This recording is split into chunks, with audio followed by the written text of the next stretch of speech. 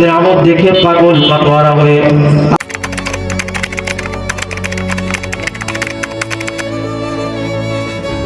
নিয়ামত দেখে পাগল মাতোয়ারা হয়ে আপনার প্রেমে পড়ে জান্নাতের জন্য পাগল হয়ে দুনিয়াকে পেছনে ঠেলে রেখে ওয়াল আখিরাতু খায়রু ওয়া আবকা, আখিরাতকে প্রাধান্য দিয়ে চলতো। সুবহানাল্লাহ। দ্বীনের মজমার মধ্যে আমি একজন কালা মানুষ, খাটো মানুষ, দেখতে ভালো না। আমার নিজের পরিবর্তনের জন্য আমি বলতে বলা হয়েছে তাই। এই মজমা এত দাবি মজমা আল্লাহ তাআলার কাছে এত পছন্দনীয়। আল্লাহ তাআলা বলেন এই মজমার মধ্যে যে আমার বান্দারা বসেছে আমার কাছে জান্নাত চাই, আমি জান্নাত বান্দাদেরকে দিব। তবে আমি শুনে রাখো ফেরেশতারা, আমার ওই কালা বান্দাকে, আমার ওই খাটো বান্দাকে, সে হোক ডাক চালক, সে হোক রিক্সা চালক, সে হোক কৃষক, সে হোক শ্রমিক, তার কোনো মর্যাদা না থাকতে পারে সমাজে, কিন্তু আমার বড়ত্ব যেখানে আলোচনা হচ্ছে, আমার কালামুল্লাহ থেকে যেখানে আলোচনা করা হচ্ছে, ওই মজমায় বসার কারণে আমি ওই বান্দার মর্যাদা এত গুণে বাড়িয়ে দিব, এত গুণে বাড়িয়ে দিব।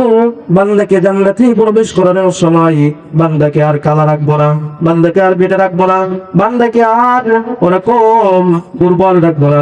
আমি যখন বান্দাকে জান্নাতে প্রবেশ করাবো তখন হযরত আদম আলাইহিস সালাতু ওয়াস সালামের মতন 60 হাত লম্বা করে বান্দাকে জান্নাতে প্রবেশ করাবো। সুবহানাল্লাহ।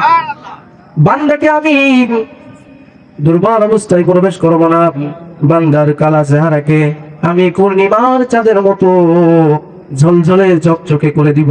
সুবহানাল্লাহ। বড় মুরব্বিরা যারা বড় হয়ে গেছে, বয়স হয়ে গেছে, কোরআনের মাহফিলে আসার কারণে আল্লাহ তাআলা জান্নাতের মধ্যে বুড়া অবস্থায়, বয়স্ক অবস্থায় প্রবেশ করাবেন না। আল্লাহ তাআলা 33 বছরের যুবক বানিয়ে আল্লাহ তাআলা জান্নাতের মধ্যে দাখিল করবেন। সুবহানাল্লাহ।